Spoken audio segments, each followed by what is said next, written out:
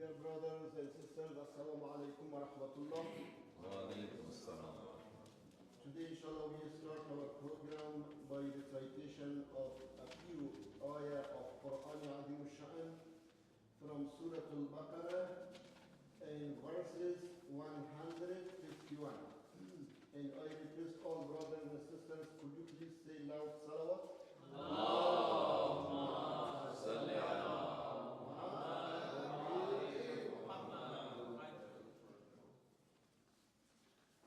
اللهم صل على محمد وآل محمد.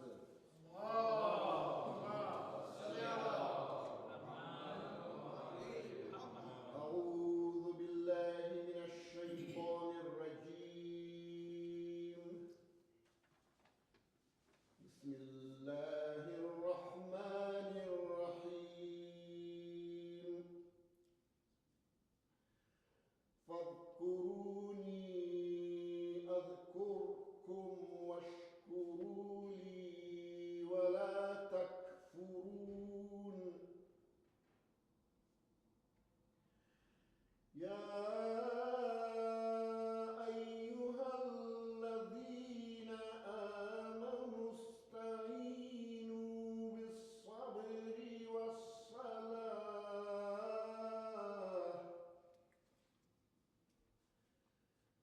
إن الله مع الصابرين.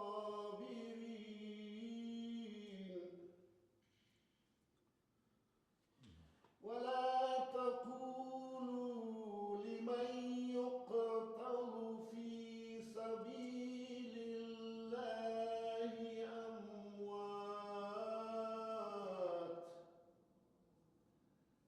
بل أحياء ولكن لا تشعرون.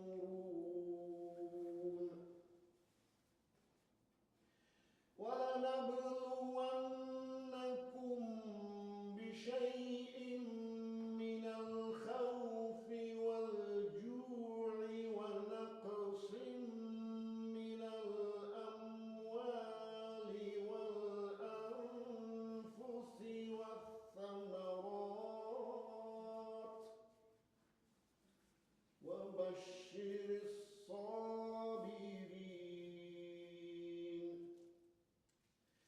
الذين إذا أصابتهم مصيبة قالوا إنا لله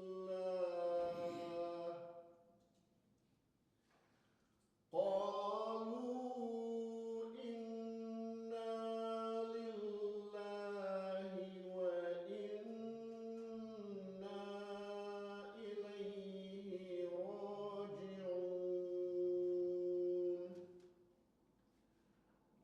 أولئك عليهم صلوات من ربهم ورحمة وأولئك هم المهتدون. صدق الله العلي العظيم. ربنا اغفر لي ولوالدي وللمؤمنين يوم يقوم الحساب برحمتك يا أرحم الراحمين. صلوات.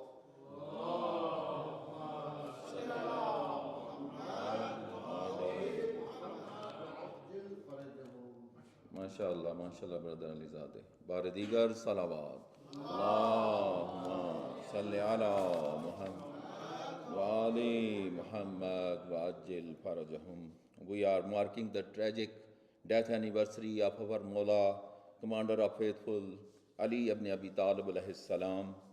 Today, 21st Ramadan al-Mubarak, the martyrdom day of our Mawla wa Aka Ali ibn Abi Talib alayhi salam. A tragic day in the history of Islam, the day when light of knowledge left us, the day when house of Rasulullah in grief and sorrow, Hassan and Hussein are crying for their Baba, Sayyida Zainab, Kulthum crying for their Baba, Hazrat Abbas, Sayyida Ruqayya is crying for their Baba, the lover of Ahlul Bayt and Mawla Ali companion are and widows of Medina and orphan of Medina are Qurban and Kufa are crying for the Mawla or Aka. Our heartiest condolences to our Imam of time, Imam al-Hujjah alayhi salam, and to all Ummah of Rasulullah, especially Mu'mineen of Saskatoon, bar Muhammad o Ahl Bayt Muhammad salawat. Allahumma salli ala Muhammad wa ali Muhammad wa ajil faraj. میر انیس کے چند اشعار.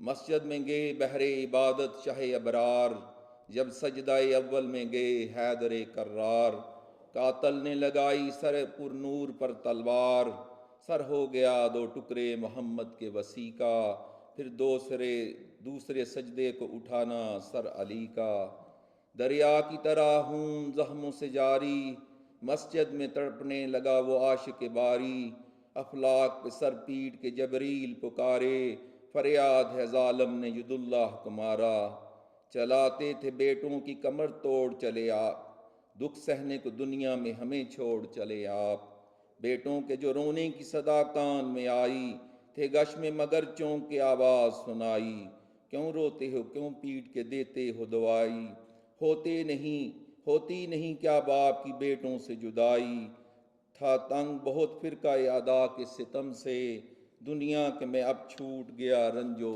علم سے، گشت آری ہے مسجد میں مجھے لے چلو اب گھر سے نہ چلی آئے کہیں زینب مستر، زینب کو پدر کا سر زخمی نظر آیا، چلائی کہ یہ کیا مجھے قسمت نے دکھایا، ماں سے بھی چھٹی باپ کا بھی اٹھتا ہے سایہ، یہ کہتی تھی اور باپ کا غم کھاتی تھی زینب، سم کا اثر ایک ایک کو دکھلاتی تھی زینب، پیٹو کہ محمد کا وسیع قتل ہوا ہے، پیٹو کہ محمد کا وسیع قتل ہوا ہے، حادی جو تمہارا ہے وہ دنیا سے اٹھا ہے، دن آج کا سوچو تو قیامت سے سوا ہے، ایک شور ہے ماتم کا بپا گھر میں علی کے، بیٹے لیے جاتے ہیں جنازہ کو علی کے، بر محمد و آل محمد صلوات صلی علی محمد و آل محمد وعجل فرجہ. Now I would like to invite Brother Oon Muhammad to recite Salam Bahazur Amir al-Muhmineen Ali ibn Abi Talib Bulantar Salawat.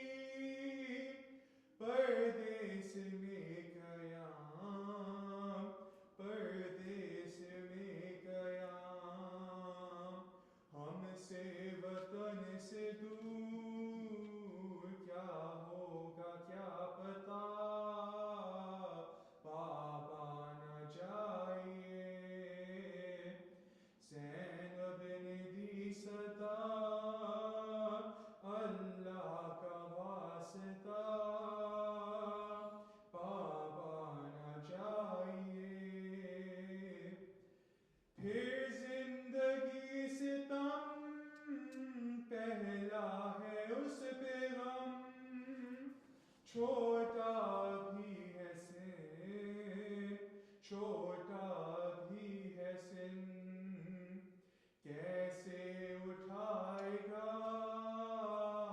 صدمہ یہ باوفا، بابا نہ جائیے۔ زینب نے دی صدا، اللہ کا واسطہ، بابا نہ جائیے۔ وہ وقت ہے قریب، بدلے گا یہ نصیب، بابا تمہارے بعد، بابا تمہارے بعد، کر کے ہمیں اسیر لائیں گے اشقیا، بابا نہ جائیے۔ زینب نے دی صدا، اللہ کا واسطہ، بابا نہ جائیے۔ مصر سکینہ تھی بیٹی علی کی بھی، رو رو کے مر گئی، رو رو کے مر گئی۔ نوحہ ختیجہ کے ہونٹوں پہ بس یہ تھا، بابا نہ جائیے۔ زینب نے دی صدا، اللہ کا واسطہ، بابا نہ جائیے۔ ابن ملجم پہ لعنت، غائب خوشنودی امام علی علیہ السلام، بلندتر صلوات۔ اللہم صلی علی محمد وآل محمد وعجل۔ ماشاءاللہ ماشاءاللہ، بار دیگر صلوات۔ اللہم صلی علی محمد وآل محمد وعجل فرجہم۔ ظلم پر ہو صبر عشق کبریا ایسا تو سر کو سجدے میں کٹا دے با خدا ایسا تو ہو گئی آسان مشکل جب لیا نام علی، ہو گئی آسان مشکل جب لیا نام علی، مظہر نور خدا مشکل کشا ایسا تو نعرہ حیدری، یا علی۔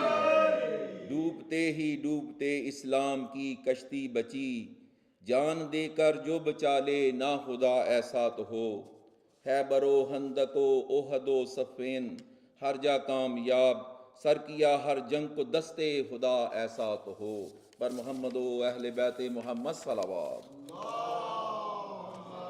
صلی علی محمد وآل محمد وعجل فرجہم۔ Now I would like to invite Brother Abbas to recite Salam by Hazur Amir al-Mu'mineen Ali ibn Abi Talib Bulandar Salawat.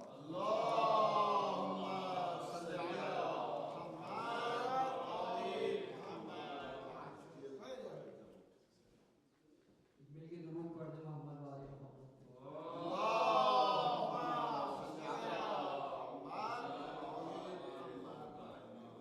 ماتم زمین پہ ہوتا ہے اور عرش پر بوکا، ماتم زمین پہ ہوتا ہے اور عرش پر بوکا، تابوت مرتضیٰ کو اٹھاتے ہیں انبیاء،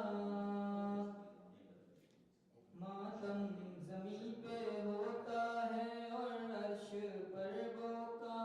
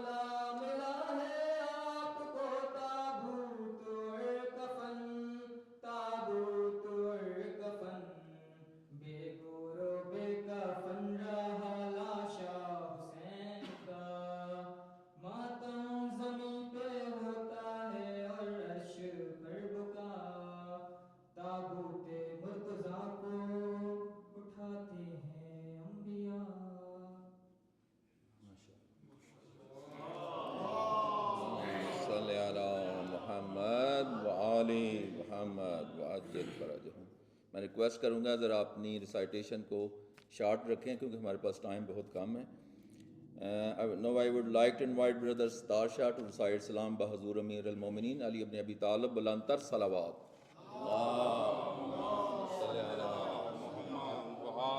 محمد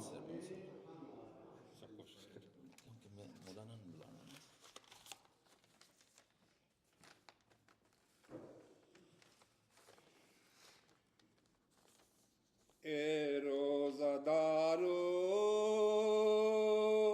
خاک اڑاؤ تابوت اٹھ رہا ہے جناب امیر کا. اے روزہ دارو خاک اڑاؤ تابوت اٹھ رہا ہے جناب امیر کا. اس دن کو بھی عاشور بناؤ تابوت اٹھ رہا ہے جناب امیر کا. اے روزہ دارو خاک اڑاؤ تابوت اٹھ رہا ہے جناب امیر کا. حسنین سے کرتی تھی پکار زینب کبریٰ حسنین سے کرتی تھی بکا زینب کبریٰ تازہ تھا بھی مادر دلگیر کا صدمہ اب داغ یتیمی کا اٹھاؤ تابوت اٹھ رہا ہے جناب امیر کا. اے روزہ دارو خاک اڑاؤ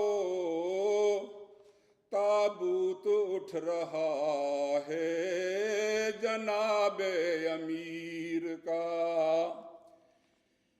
ایک سمت سے تابوت اٹھائیں گے فرشتے ایک سمت سے تابوت اٹھائیں گے فرشتے اور میوے بکا دوسری جانب سے ہیں بیٹھے. سلمان و ابو ذر کو بلاؤ تابوت اٹھ رہا ہے جناب امیر کا. یہ غم ابن ملجم نے دیا آل نبی کو یہ غم ابن ملجم نے دیا آل نبی کو. سجدے میں کیا قتل میرے بابا علی کو میرے بابا علی کو. اے لوگو میرا درد بٹاؤ تابوت اٹھ رہا ہے جناب امیر کا.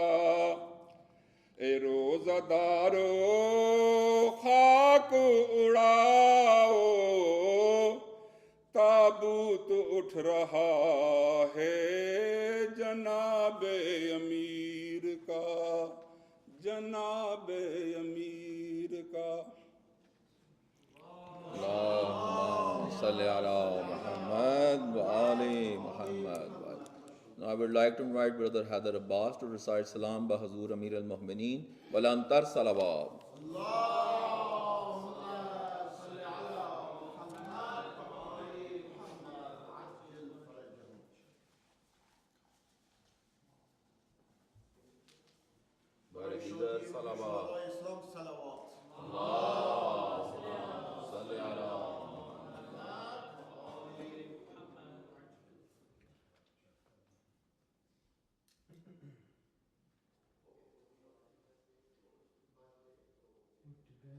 باپ کا سر سے سایہ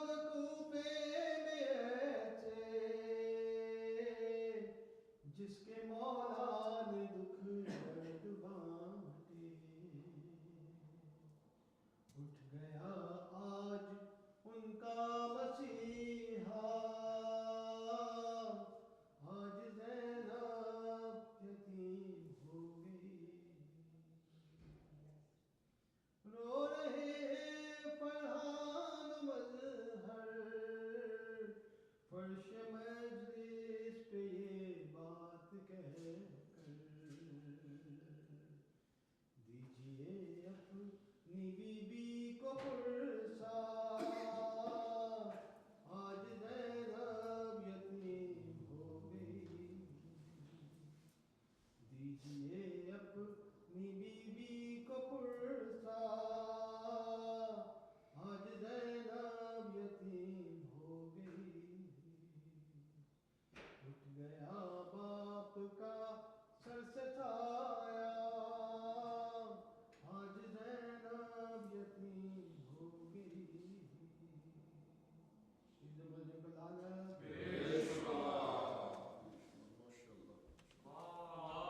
اللهم صل على محمد وآل محمد وعجل. MashaAllah, brother Haider, MashaAllah. Narae Takbir, Allah.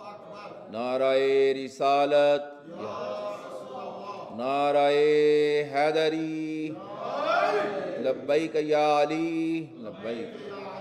Labbaik Ya Ali, Labbaik Ya Hussein, لبیک یا حسین بر محمد و اہل بیت محمد صلوات اللہم صلی علی محمد و آل محمد وعجل فرجہ. Now I would like to invite Maulana Salim Bhimji to recite Majlis Maula Ali alayhi salam Bulantar Salawat.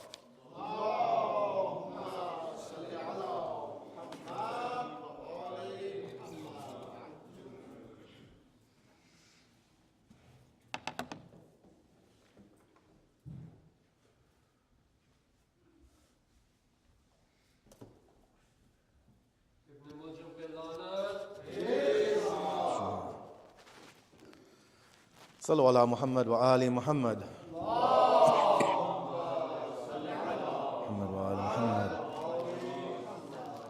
As we begin for tonight's program, let's remind ourselves of the sponsors for tonight's program and the iftar. Tonight's program has been sponsored by Sadiqi, by Kamal Haider and Qasim Haider, and all the mu'mineen of the Husseini Association for their thawab and the thawab of all of the marhumin, the deceased from their family and friends, all of the shuhada.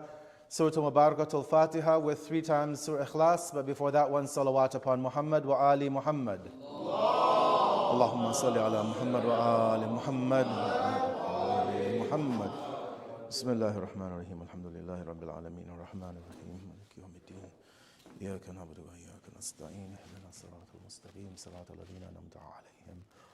Ghayril maghdubi 'alayhim waladdallin. Bismillahir Rahmanir Rahim. قل هو الله أحد الله الصمد لم يلد ولم يولد ولم يكن له كفوا أحد. بسم الله الرحمن الرحيم. قل هو الله أحد الله الصمد لم يلد ولم يولد ولم يكن له كفوا أحد. بسم الله الرحمن الرحيم. قل هو الله أحد الله الصمد لم يلد ولم يولد ولم يكن له كفوا أحد. صدق الله العلي العظيم. صلوا على محمد وآل محمد. اللهم صل على محمد وآل محمد. أعوذ بالله من الشيطان الرجيم. بسم الله الرحمن الرحيم. الحمد لله رب العالمين. الحمد لله الذي هدانا لهذا وما كنا لنهتدي لولا أن هدانا الله. والصلاة والسلام على أشرف الأنبياء وسيد المرسلين وشفيع المذنبين سيدنا ونبينا وحبيب قلوبنا وطبيب نفوسنا وشفيع ذنوبنا أبي القاسم محمد. اللهم صل على محمد وآل محمد وعجل فرجهم. ثم الصلاة والسلام على أهل بيته الطيبين الطاهرين المعصومين المظلومين المنتجبين لا سيما مولانا وسيدي صاحب العصر والزمان روحي وأرواح العالمين له الفداء وعجل الله تعالى فرجه الشريف ولعنة دائمة على أعدائهم إلى قيام يوم الدين. أما بعد فقد قال الله الحكيم في كتابه المبين. بسم الله الرحمن الرحيم. قل لا أسألكم عليه أجرا إلا المودة في القربى. صدق الله العلي العظيم. For the hastening of the return of our 12th Imam, one salawat upon Muhammad wa Ali Muhammad. Ala Muhammad wa Ali Muhammad. Mu'mineen, mu'minat, assalamu alaikum wa rahmatullahi wa barakatuh. We offer our condolences to each and every one of you and our Imam, our living and awaited Imam al-Hujjah, as we remember the Shahadat anniversary of Amir al-Mu'mineen. And we ask Allah to accept our acts of worship in this month of Ramadan. We ask Allah to especially accept our remembrance of the Commander of the Faithful in these nights and days. And that Allah gives us all the tawfiq to be able to make our way to Najaf al-Ashraf, to pay our respects to Amir al-Mu'mineen. and that we can have his intercession on the day of judgment as well. Sallu ala Muhammad wa ali Muhammad. Muhammad wa ali Muhammad. As we continue in this series of the multidimensional man that Imam Ali alayhi salam is, as we have been in the last 2 nights, have been beginning with verses of the Quran, or a verse of the Quran rather, that exemplifies the quality and the characteristics of the commander of the faithful. In the last 2 nights, we looked at the family man, which was Imam Ali. We looked at the man who was the embodiment of spirituality. Tonight, we take it one further level and look at the humanitarian man that Imam Ali was.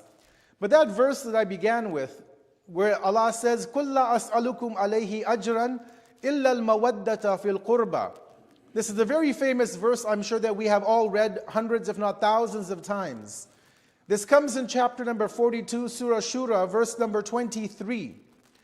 And there's a very interesting understanding behind this verse and the commandment in it compared to other verses, which I will try and explain before I move on to my topic tonight. You see, brothers and sisters, when Allah sends prophets and messengers for guidance of humanity, their reward can never be given by human beings. If you think about it, whatever any prophet brought from Allah, how much could you and I pay that prophet for their struggles? They've saved us from the fire of hell. They've saved us from eternal damnation. Even if we were to give our entire paycheck to them, it would not be enough, because we are given a perpetual life in the world to come. And how can you put a price tag on Jannah? Really, what is the worth of paradise? And so when all of the previous prophets, beginning from the first of them till the last, whenever they brought their message and the people accepted it, they followed it, they recognized it, they thought to themselves in worldly terms like you and I think. We hire somebody to come and do some work in our house. We hire a contractor. We hire a plumber, an electrician. We ask them, how much do I owe you? Right? And they'll tell you the amount and you'll pay it to them, because that is the worth of their service to you. Your plumber might charge you maybe $80 an hour or whatever the going rate is. That's whatever rates they said are reasonable based on their service. But how do you put a price tag on guidance? How do you put a price tag on being able to make your way to Jannah? How do you put a price tag on that roadmap that a prophet would give to you that would make you live in the best of places in the world to come? Well, they asked the previous prophets. If you go to chapter 26, Surah Shu'ara, this question was posed to 5 different prophets. It was posed to Nabi Nuh alayhi salam, Nabi Lut, Nabi Saleh, Nabi Shu'aib, and Nabi Hud, peace be upon all of them. They were all asked this question, that you've brought us this message of God. You've saved us from our doom. What can we give to you? And when these 5 prophets, at least in the Quran, were asked this question, they responded in the verse, it basically says, Inna ajriya ala Allah. Indeed, our reward, our ajr, our payment will come from Allah. We don't want anything from you. We don't ask anything from you, nothing at all. They didn't want anything in return for their services. Now you're talking about a man like Prophet Nuh alayhi salam. 2,500 years this man lives. Surely he's entitled to a couple of dollars a year for his services. But he says, Inna ajriya ala Allah. My reward, my payment is with Allah. He will take care of me. And so it goes in the Quran, 5 prophets which maybe span maybe a couple of thousand years in human history. But then you come to the final messenger, our beloved Prophet Muhammad sallallahu alayhi wa alihi wa sallam. Allahumma salli ala Muhammad wa ali Muhammad. People would come to him, Ya Rasulullah, what can we give you? Slaves, women of Arabia, gold. What do you want in terms of a repayment for this Quran that you have given to us? For all that you have done for 23 years of being taunted, being assaulted, being, character assassination. You've gone through so much trouble to guide the ummah. What can we give you?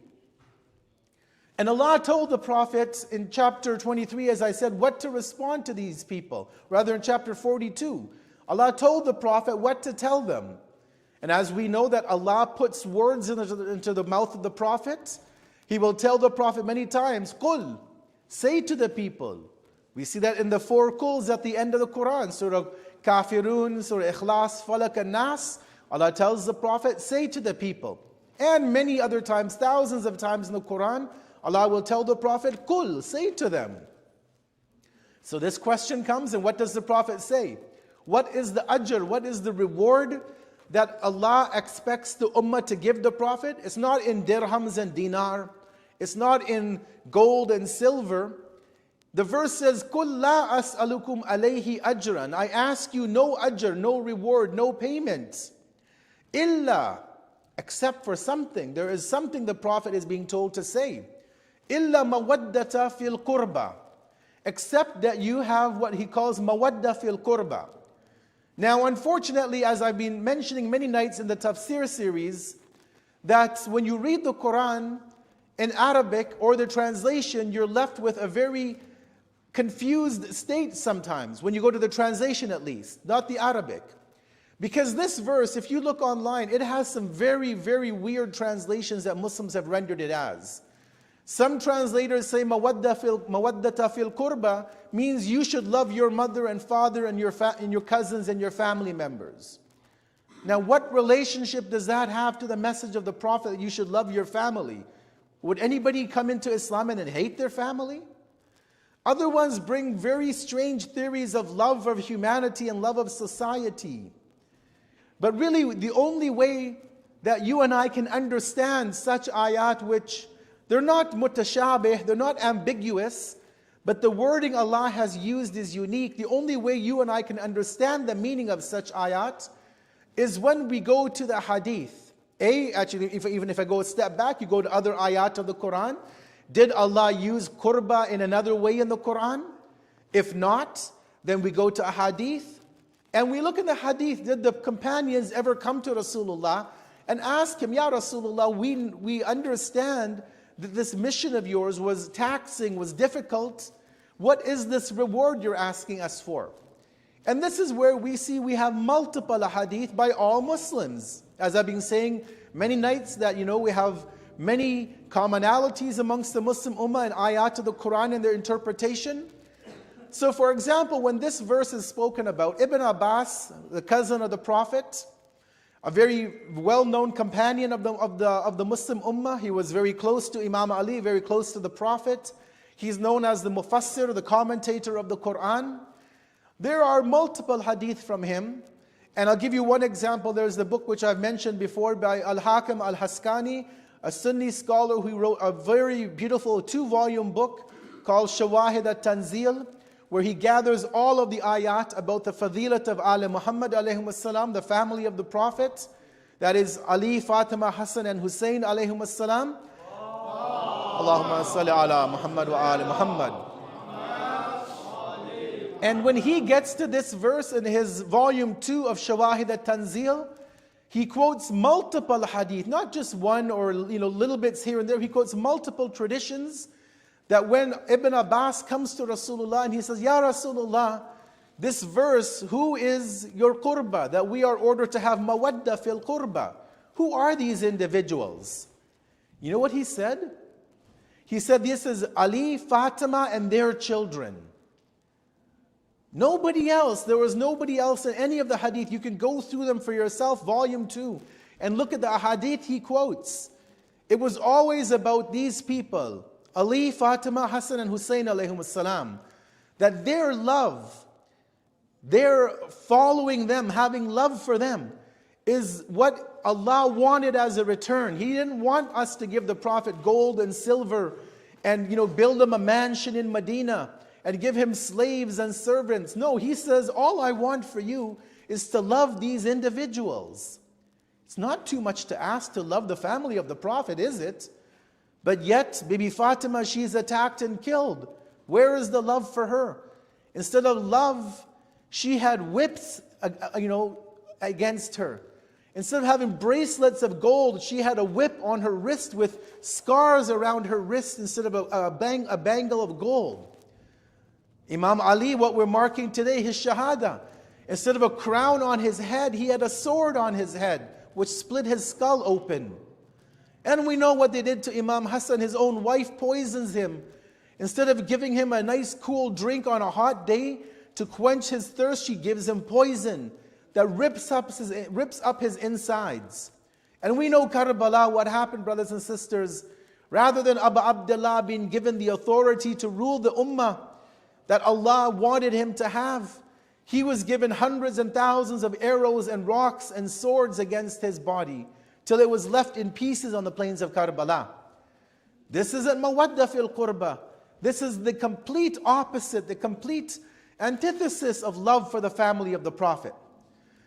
And so we see, brothers and sisters, as I move on, that the love of Imam Ali is emblazoned in the Quran. Nobody can come and say tonight, where is Ali in the Quran? You and I hear this many times from people. They tell us, you Shia, you have this extreme love for Ali. If he's so important, give me a verse of the Quran where Allah mentions his name.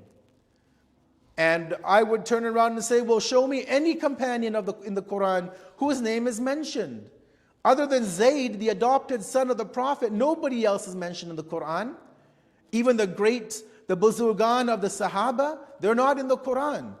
But there are indications to Imam Ali in the Quran. And when we read the hadith, we find these indications one after the other after the other. Sallu ala Muhammad wa ali Muhammad.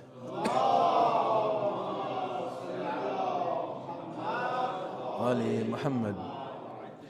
As I said tonight, I want to look at the topic of Imam Ali as the humanitarian man. We've looked at him as a father, as a spiritual man. What about a humanitarian?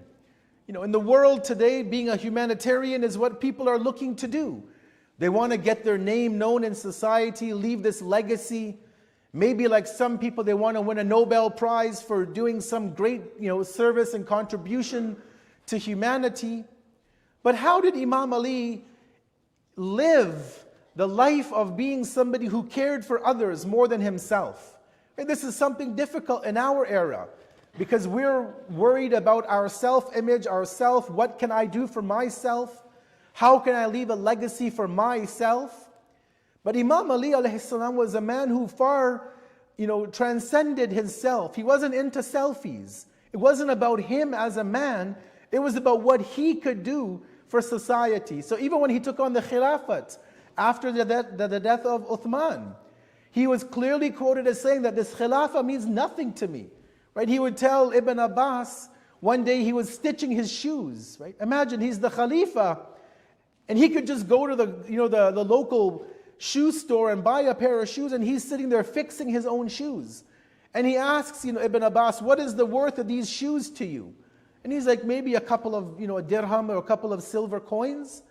And Imam Ali says, the Khilafah is worth even less to me than this ripped pair of shoes that I'm stitching back together, except if I can restore the rights to humanity, give the oppressed their rights back, and ensure there's justice and fairness, then this Khilafah has meaning. But for me to become the Khalifa, to sit on a throne and rule, and make people and give orders to do this and that, he goes, that's not worth it. There's no prestige in that. No, power, real prestige comes from having authority and serving the creations of Allah subhanahu wa ta'ala. And so how did Imam Ali alayhi salam become this humanitarian? Unfortunately, we as Muslims have neglected this aspect of his life, and if we don't know it, I don't think non-Muslims out there who read about Imam Ali know about him as a humanitarian figure.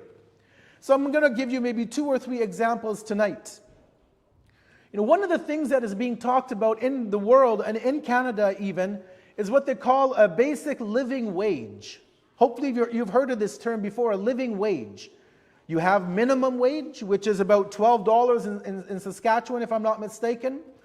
And then you have a living wage, which is the minimum a person needs to live, to pay the rent, to have food on the table, to have the basic necessities, to lead a basic life in province to province. And it'll differ. Here it's a certain amount per hour. In obviously Ontario and British Columbia and Northwest Territories, it will be different based on the inflation and cost of living. So they say, according to the statistics, that in Saskatchewan, it's about $11.81 an hour minimum wage.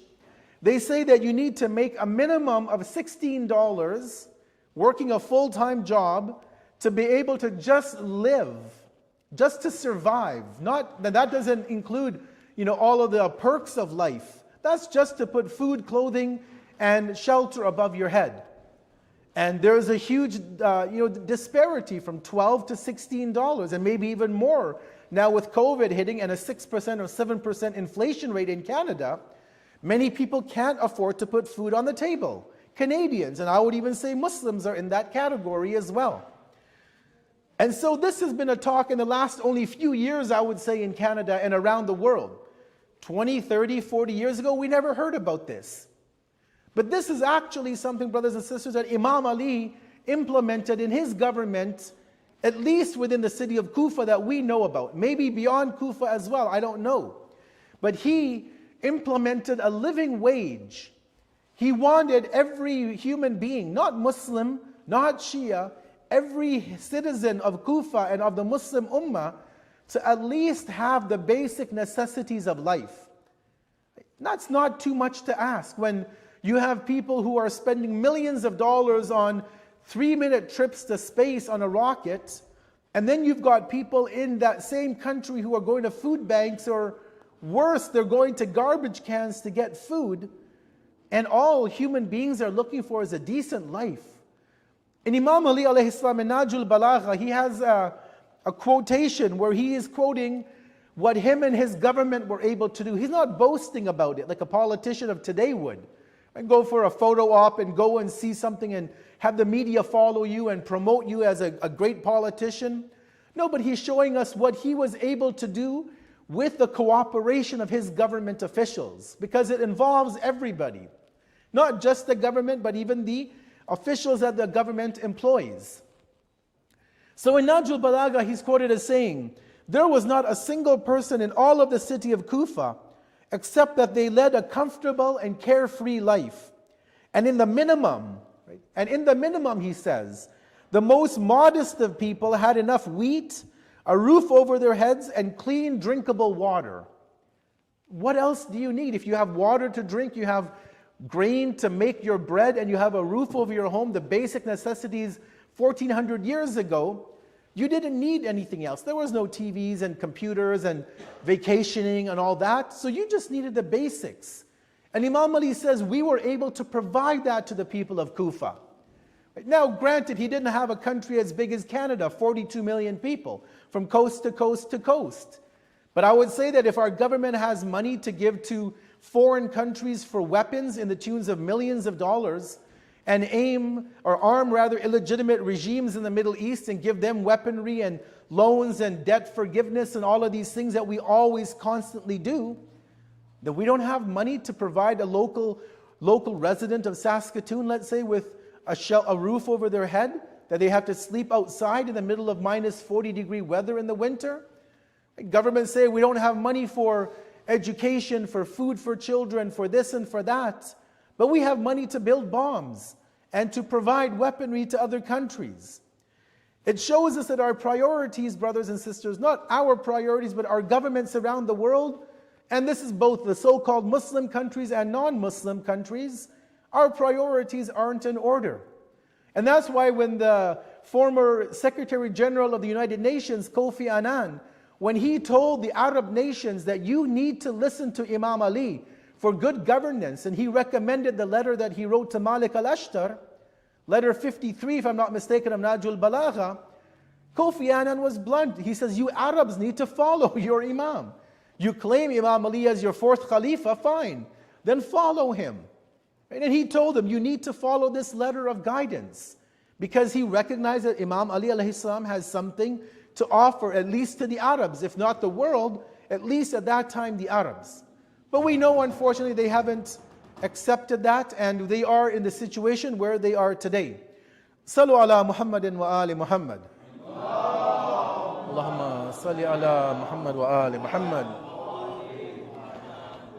I'm going to take a bit of a break right now in the majlis, not because I'm tired, but because the executive have a announcement to make. They have asked me to take a bit of a break here because, as you know, that this center runs on donations. So yes, keep your wallets and purses ready, please. And they do want to ask for your financial support to maintain the center.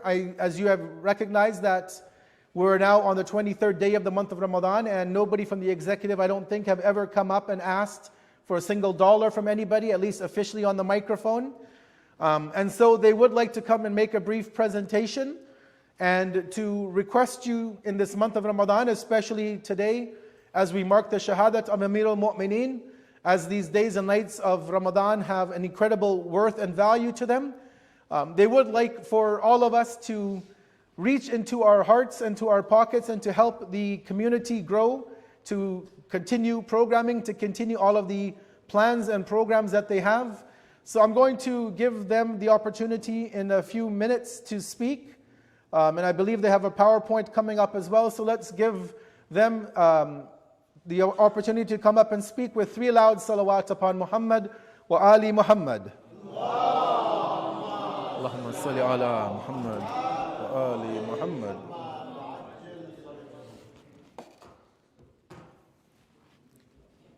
Bismillah ar-Rahman ar-Rahim. I will not take a long time.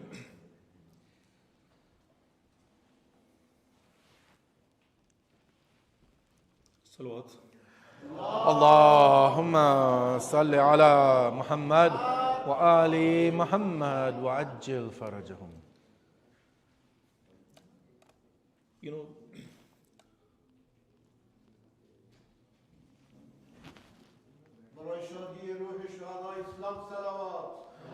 Allahumma salli ala Muhammad wa Ali Muhammad wa ajil farajahum.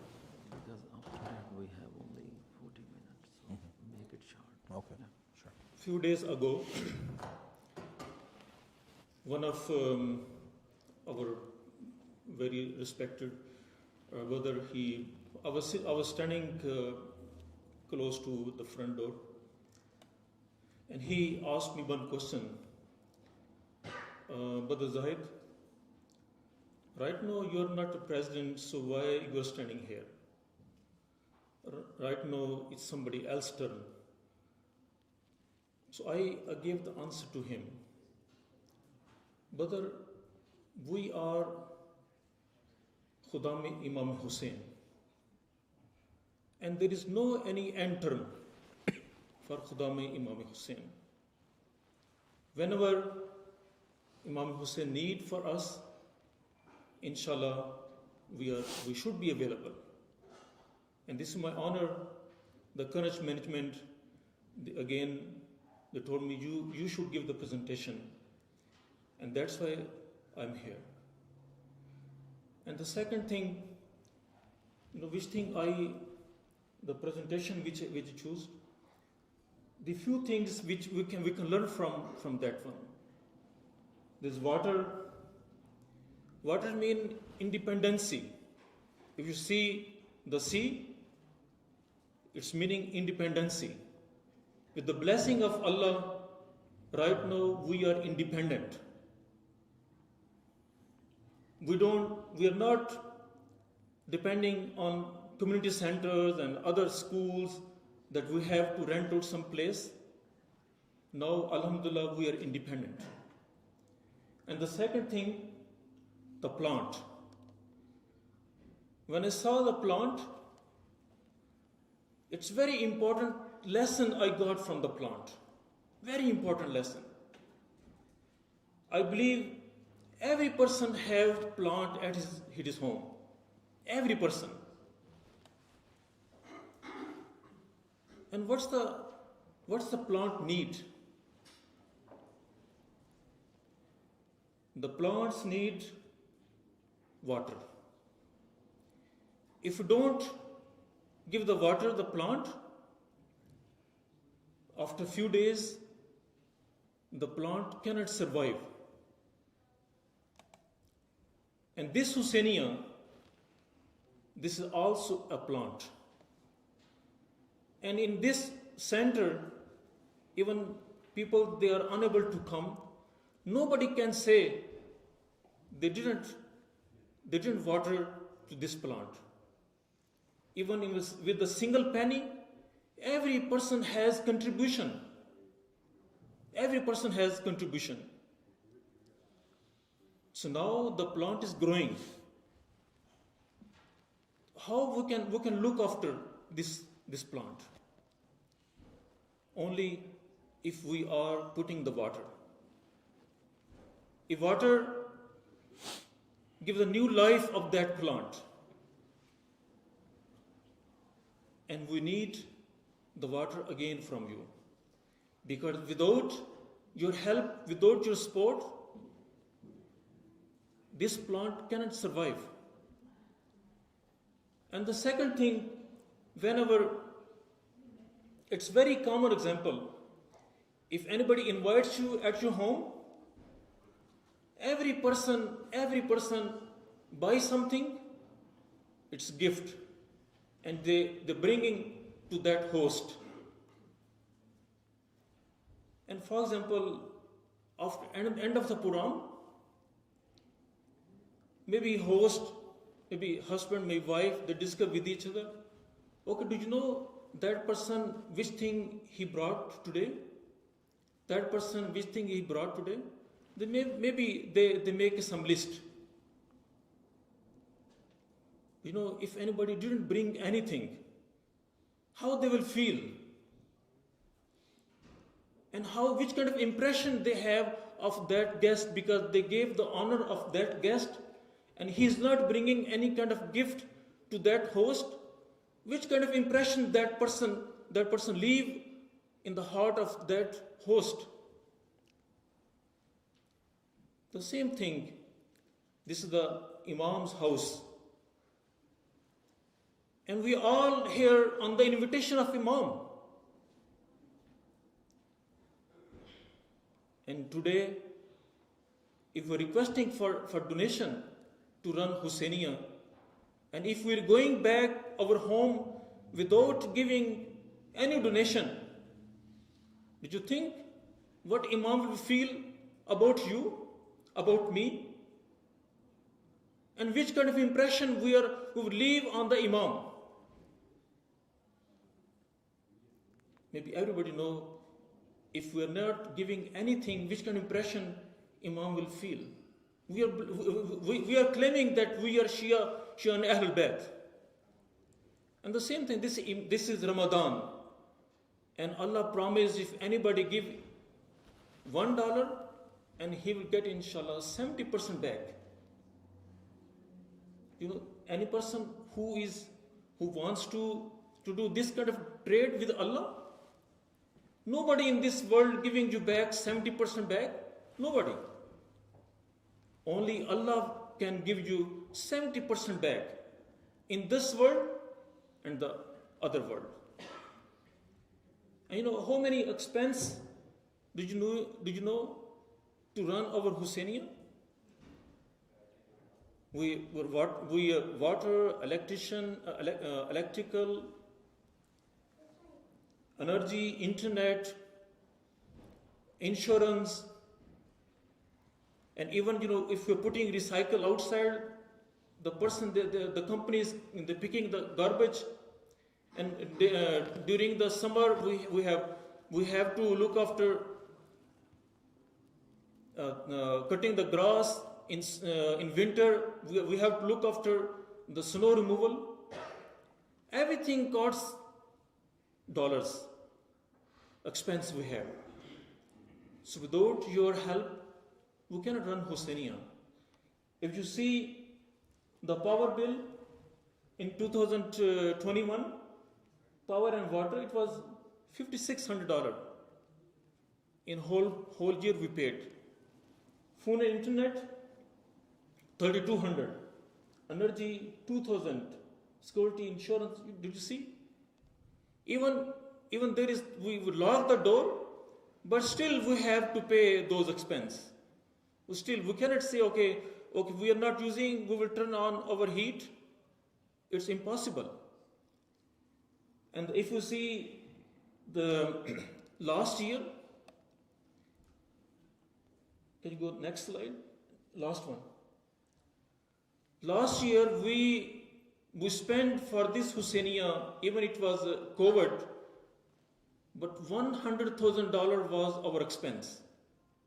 Can you believe it? $100,000.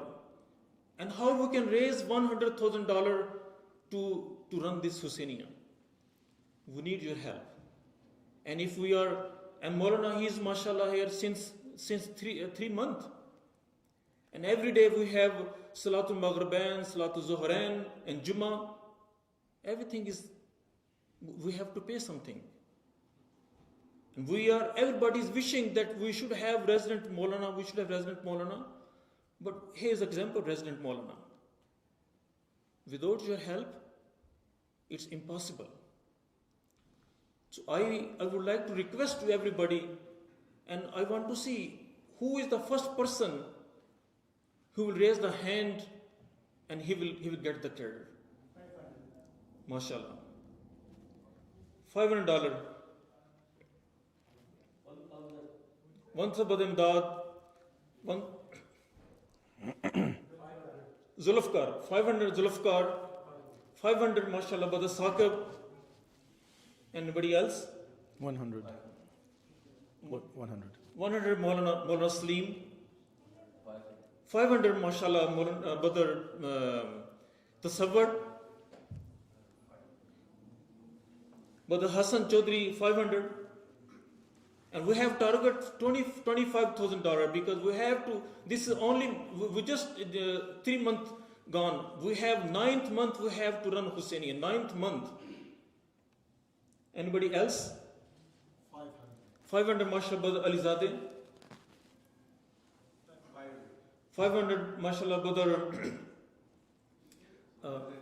Muntazar Kazmi. Anywhere? You know, you are, the house is looking you. And at the end of the Quran, how you will go back even, don't be shy, $5, $10, $100, $200, $1,000. We need $25,000. How many left over?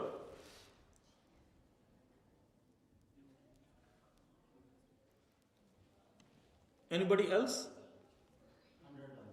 $100, MashaAllah. Brother Azhar, $100.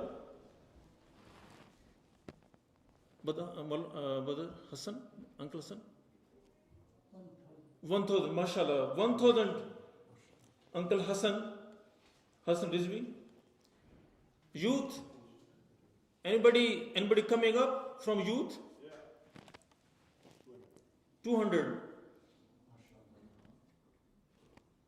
Minhal, 200. We have limited time. 100 from Qasim Kamalia. 200 Brother Sajjad Naqvi. Anybody else? From sisters, anybody who wants to contribute from sisters? How much is left over? We have 7,000 right now. Huh? 7,000. MashaAllah, and we have target $25,000. From sisters, anybody else? Sister Rita, $200. Sister Nishad, $40. Sister Nishad, MashaAllah, $200. We have very limited time. $200. Sister Nishad, $40. Sister Nishad, how much? $40. $20. 40. 40. 40. Sister Rita, $200. Hassan Imdad, 200.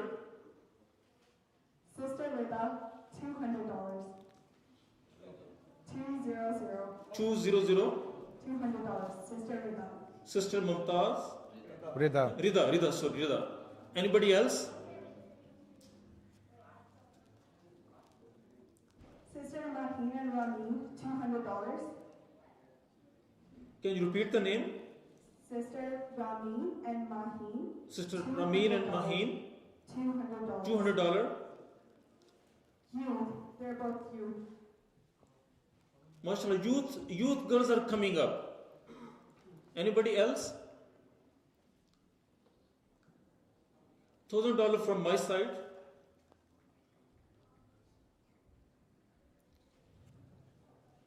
Sister Samina 2,000. Riaz, $40. Sister Samina Riaz, $40. $20. Dr. Kamal, $40. $2,000.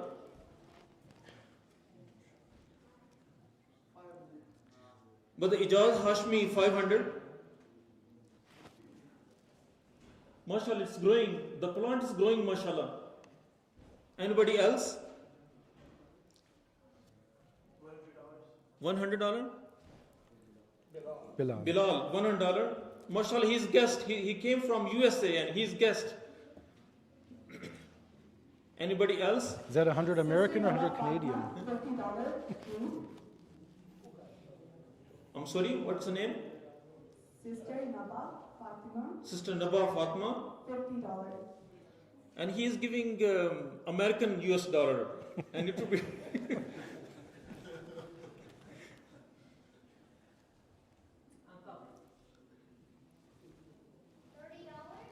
$30, mashallah. Mehdi? Hussein Mehdi. $200. Your name, please? Bakir, $200. $200 Mason. Anybody else? Sajida Imdad, $500. Saida Imdad, mashallah, $500. 200. And your name? Muhammad Azan, 200. We are very close, mashallah. I don't have time, please come forward. 500 from Badr Riaz, and Badr Riaz, he is our new trader, mashallah.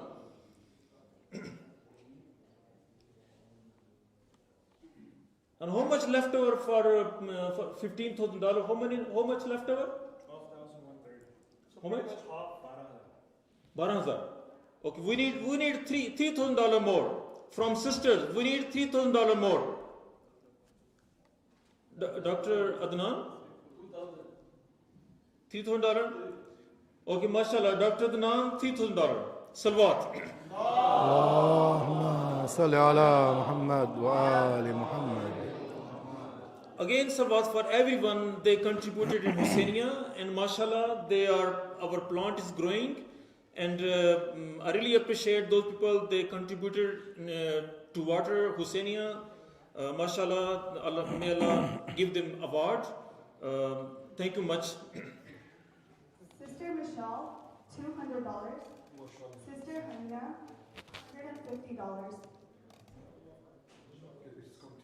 It's continuing. Sister Michelle Fatima, Michelle Fatma, $200. Sister Hanya, $150. 150.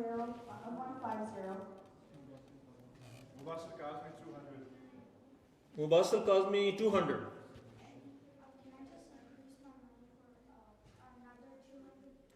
Mashallah, another 200 from Azan. Can you stand up? We'll see how big you are. And he is contributing $400, mashallah.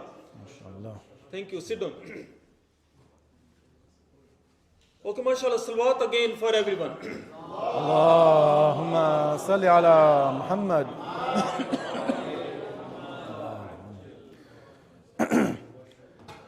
Because time is running out, I'm going to just cut the majlis. I'm just going to share one last point about Imam Ali alayhi salam under this topic of the humanitarian, and we will inshallah conclude because we have the matam and the tabut to come out tonight still. $500.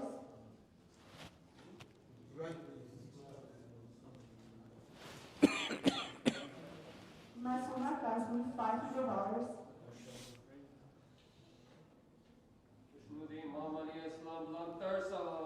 اللهم صل على محمد وآل محمد.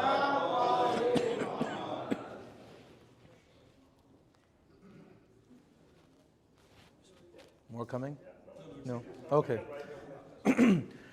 So the last, excuse me, the last point I want to mention about Imam Ali tonight is his level of concern of human rights, human dignity for all people, regardless of religion. You know, again, we have this fixation in our Muslim mind that whenever there's a tragedy in a Muslim community, we donate towards it. And rightfully so. I don't disagree with that, because we obviously have to look out for ourselves, because we know that whenever tragedy hits Muslim countries, it's very rare that non-Muslim countries will come in and help us. And if they do, it's usually with strings attached. And unfortunately, we see the IMF and these countries will come in and bail out Muslim countries especially, but they do it with conditions. So we tend to focus on our own, and that is how it should be. But Imam Ali alayhi salam shows us when he was at the level of the governor, head of the state, or the head of the ummah actually, the head of multiple countries when he was the Khalifa, he was concerned about every single individual within the country. So there's a story which is mentioned where the hadith says that one day him and his governors are walking down the street. They used to patrol the street, look around. It's not like governments today where they sit in the White House or in Downing Street or in a secluded part of town, and they don't have any connection to the people. So the hadith says that one day Imam Ali with his governors, the politicians in the government, they're walking in the streets of Kufa. And they see a man begging on the side of the road. And Imam Ali says, Ma hadha. Right? He doesn't say man hadha, he doesn't say who is this, he says what is this? Meaning what is this, why is this man suffering? He didn't ask what religion was he or what nationality was he, what is his race, whatever. He says, what is this? Why do I see a beggar in living in my country, under my domain? His deputies, Imam Ali's deputies say to him, Ya Amir al-Mu'mineen, Nasraniyun. This is a Christian. Who cares about him? We're Muslims. This is a Christian. Who cares? He's begging on the side of the road. It doesn't matter. Why are you worried about it?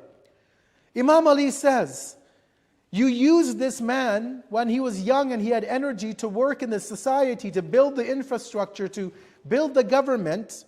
And now that he became old and he's handicapped and he's a senior and he can't work, now you just kick him to the side? You let him beg on the side of the street for money? He says, Anfiku alayhi min Bayt al-Mal. You need to take care of this man from the Bayt al-Mal, the public government treasury. Not for a week or two, until he dies, he is on public salary. He has to be taken care of. Right? Imam Ali alayhi salam didn't say this is a Christian, so who cares, let's move on with life. Right? Sometimes we might have this thought. We're walking down the street in Saskatoon and there's a person on the street begging, or there's somebody comes up to us and asks us for a handout, and we would tend to say, I'm sorry, I don't have any money, and we would walk away. Okay, well fine, we don't have any money, but can't we take that man or woman to Tim Hortons or to a restaurant and buy them a cup of coffee or a sandwich or something to eat? Right?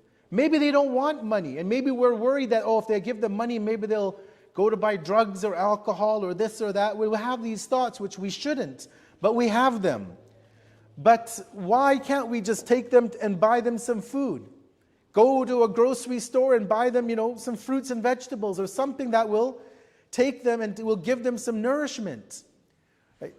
Again, there are many more examples, but obviously we will have to cut it short. But in summary, in conclusion, this shows us, brothers and sisters, that Imam Ali was a humanitarian of the perfect type. He didn't care for the Nobel Prize and all of these things and accolades that people will get today. He was concerned about ensuring that the rights of human beings were maintained, where the rights of animals were maintained, the rights of the environment. He was an environmentalist. We could talk a whole majlis about his environmentalism, about him being a person who cared for animal rights. There are hadith and stories in his life where he showed us all of this, how he took care of animals, how he cared for the environment, how he respected non-Muslims, how he was concerned for women. Every example that you can think of and you can conjure in your mind, Imam Ali was the practical and perfect definition of that kind of an individual. And it's sad that on a day like today, on this 21st of the month of Ramadan, where we have to gather to Rather than celebrate his greatness and cheer and applaud of how great of a man he was, that we are here to remember the tragedy that was the shaheed of the mihrab. You know, as we said on the 19th, as when Amir al-Mu'mineen was struck on the head, as he was at home on the 19th day, on the 20th night, on the 20th day, as he stayed home, throngs and throngs of people were coming to the house of Mawla Ali.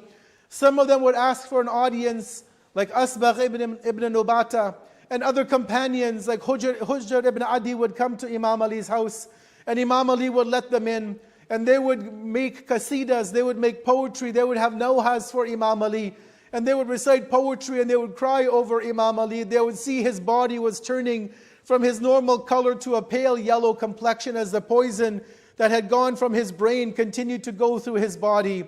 As his family were around him, and there would be times where he would tell the companions to leave, that he wanted his family to be around him. And as Muhammad al-Hanafiya was there, as Imam Hassan was there, as Imam Hussein was there, as the ladies were there, Bibi Zainab and Kulthum, Imam Ali would at one point tell Imam Hassan, he would say to Imam Hassan, he says that you are my warith, you are my successor, you will be the Imam of the Ummah once I leave this world. At one point, Imam Ali takes the time to give his son Imam Hassan the wasiyah, his last testament. He tells Imam Hassan what to do when he dies. He says, Ya Hassan, he says, I will die tonight. And how did he know that he would die? Because his Habib Rasulullah told him that when you are struck on the head with that sword, you will only live about 3 days and then you will leave this world. And so Imam Ali is preparing his son Imam Hassan. He says to Imam Hassan, he says, you will give me the ghusl. You will wrap my body in the kafan. You will use the hunut that Jibreel had brought from Jannah for my body. He says, the only thing that you will not be doing is carrying my janazah to the qabr. He says that you will put my body on the ground. He says that the angels will come and lift my body from the front. You and Hussein and the other male members will carry my body from the back. And he said, you will take the body wherever it is taken. And as we know, brothers and sisters, that Imam Ali's body leaves the city of Kufa and they begin to walk towards Najaf. They begin to walk that long distance towards Najaf. Some hadiths say that in the middle of the night, they take Imam Ali's body because he knew if the Khawarij knew that where he would be buried, if the Banu Umayyah knew where Imam Ali was to be buried, that they would come and desecrate his grave. They would come and take his body out of the grave and they would do whatever they would do with that body.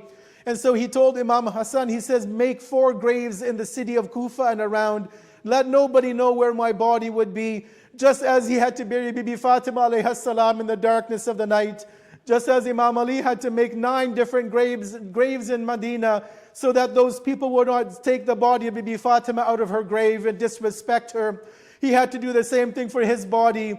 And as they're moving in the dark of the night with the angels carrying the tabut of Imam Ali, as Imam Hassan and Hussein are carrying the body of their father on their shoulders, they get to a point in the city of what is today Najaf, and the body begins to be lowered by the angels. And Imam Hassan and Hussein recognize that this is where the body of their father needs to be buried. Imam Hassan performs a namaz al-janazah over their father. They give the father 7 takbirs. He's the only man in history who would be given this kind of a namaz al-janazah. And as they begin to move the dirt to make a grave, they see that a grave is already dug. They find a plaque in the grave that Nabi Nuh alayhi salam had left. The Nabi Nuh said, this is the spot for my brother Ali to be buried. As they placed the body of Imam Ali into the grave, as they placed the body and they began to cover the grave, we can only imagine, brothers and sisters, the hadith don't tell us what happened after this. But I'm sure just as any family would be mourning their father, that they would be screaming out, Ya wa Aliyah, wa Muhammadah, wa Bala, wa Bala, wa Aliyah. Inna lillahi wa inna ilayhi raji'un. Matama Ali.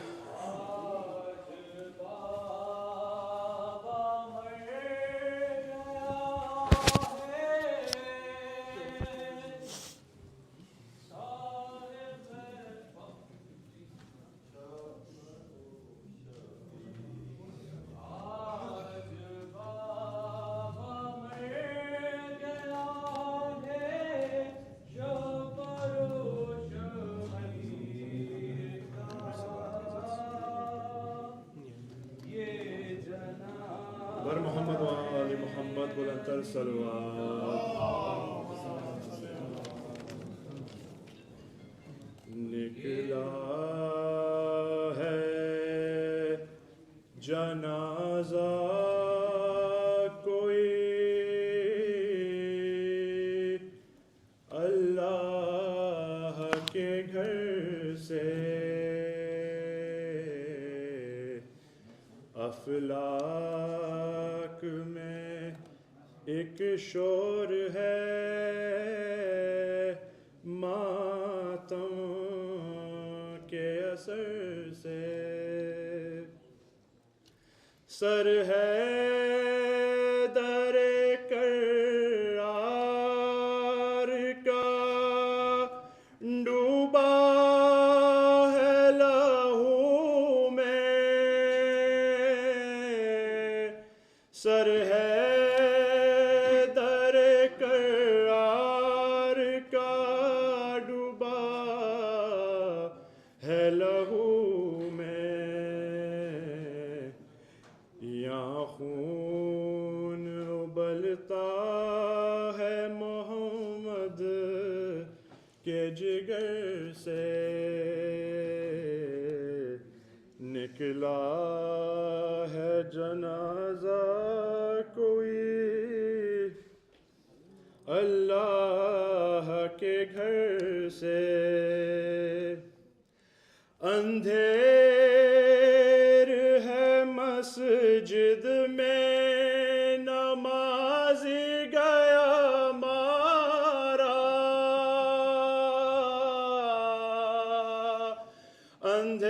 اندھیر ہے مسجد میں نمازی گیا مارا،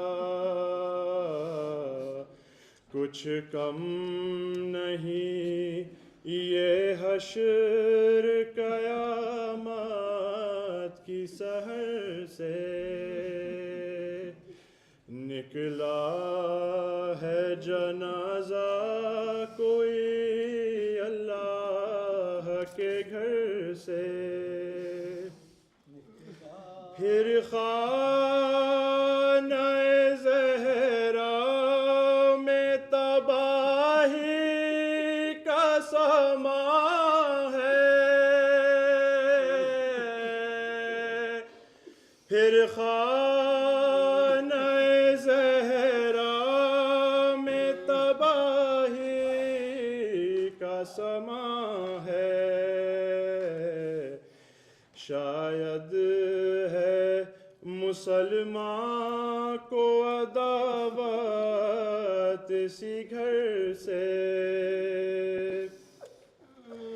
فضا کی دہائی سے تڑپ اٹھی فضائیں،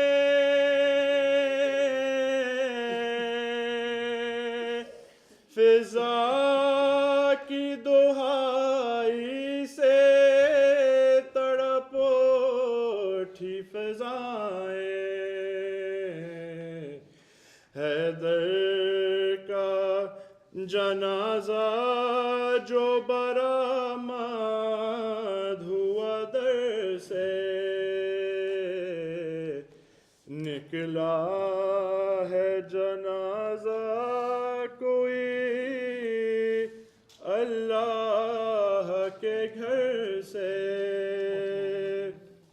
زینب سے یہ کہہ دو کہ وہ دل کھول کے رو لے، زینب سے یہ کہہ دو کہ وہ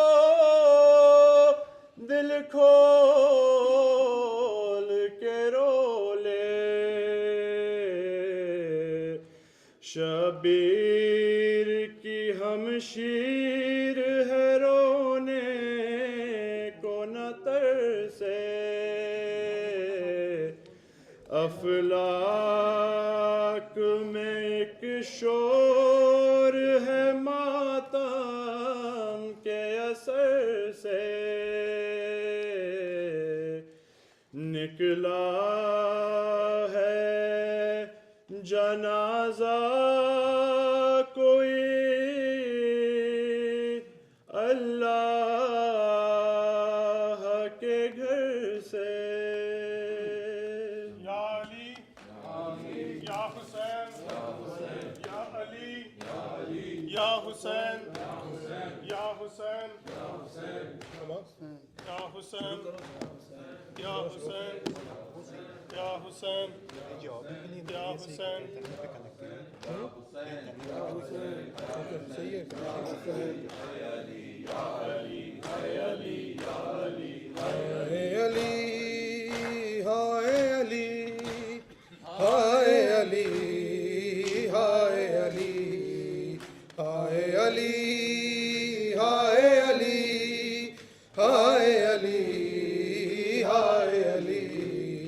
کرتے ہیں فریاد یا جبریل امی، خون میں تر ہو گئی ہے در کی جبیں.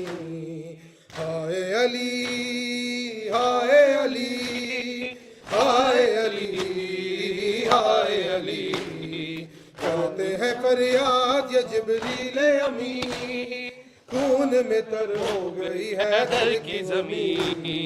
ہائے علی ہائے علی ہائے علی ہائے علی ہائے علی ہائے علی ہائے علی ہائے علی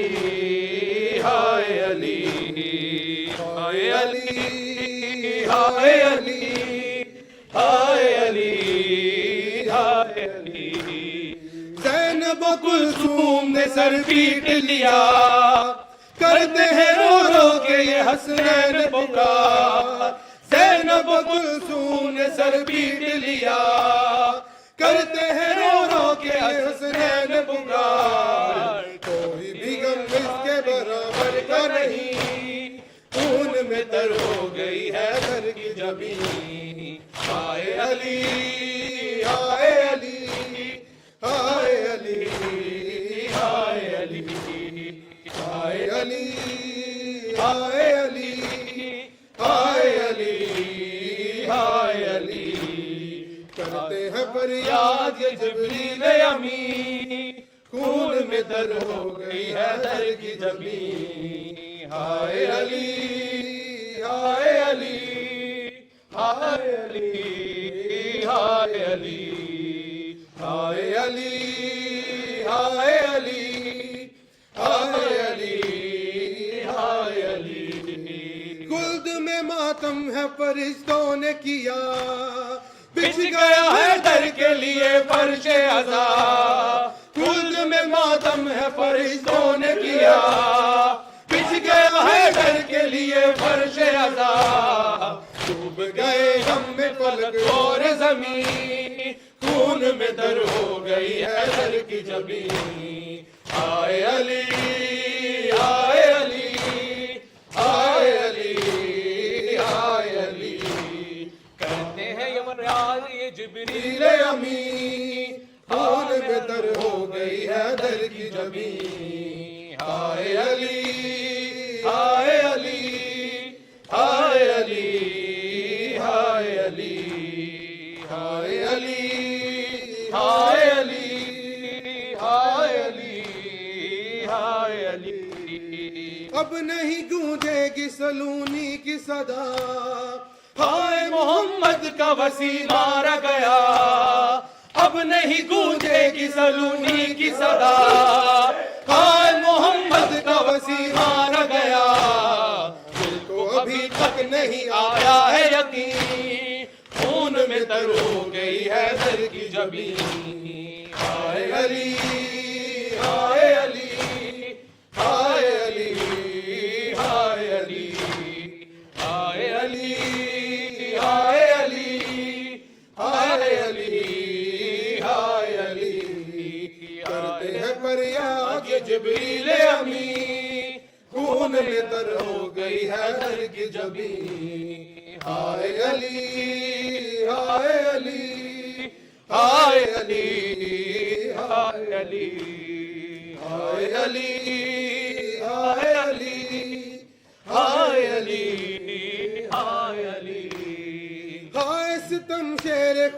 قتل ہوا، کی یہ فقیروں نے یتیموں نے صدا، ہائے ستم شیر خدا قتل ہوا، کی یہ فقیروں نے یتیموں نے صدا، کیوں نہیں ظالم پہ عذاب آیا وہیں، خون میں تر ہو گئی ہے در کی جبین، آئے علی آئے علی آئے علی آئے علی آئے علی آئے علی آئے علی آئے علی، کرتے ہیں فریاد جبریل امین، خون میں تر ہو گئی ہے در کی جبین، آئے علی آئے علی آئے علی آئے علی ہائے علی یا علی ہائے علی یا علی ہائے علی یا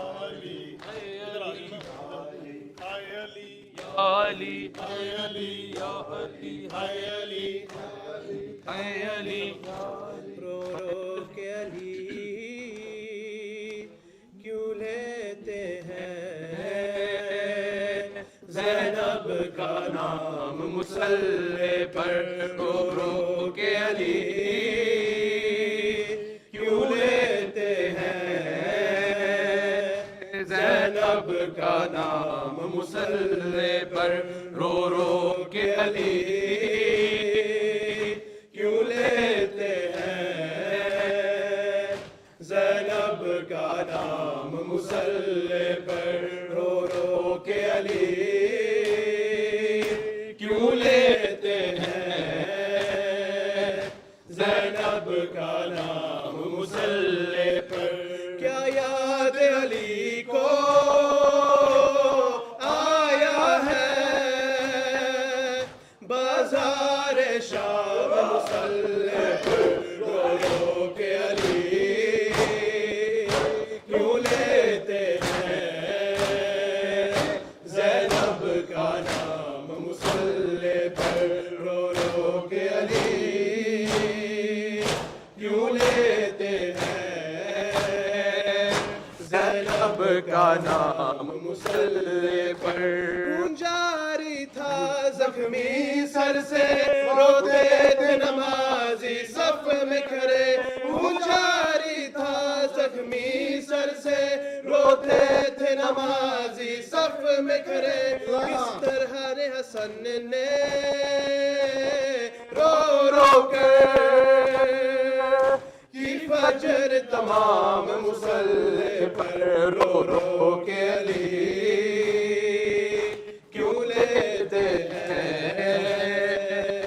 زینب کا نام مصلی پر، رو رو کے علی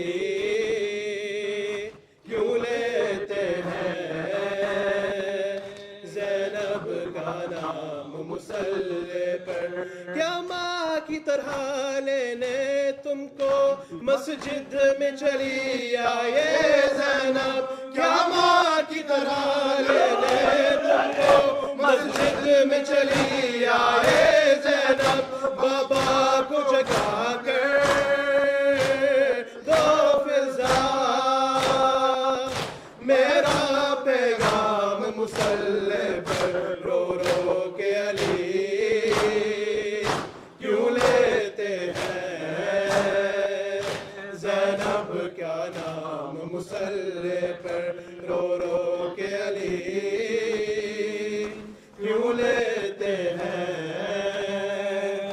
زینب کا نام مصلی پر، کیا یاد علی کو آیا ہے بازار شام مصلی پر، رو رو کے علی کیوں لیتے ہیں زینب کا نام مصلی پر، رو رو کے علی کیوں لیتے ہیں زینب کا نام مصلی پر، زخمی پہلو جب یاد آیا زخمی پیشانی بھول گیا، زخمی پہلو جب یاد آیا زخمی پیشانی زہرا کی مصیبت پر رویا مظلوم امام مصلی پر رو رو کے علی کیوں لیتے ہیں زینب کا نام مصلی پر رو رو کے علی کیوں لیتے ہیں زینب کا نام مصلی پر صلی اللہ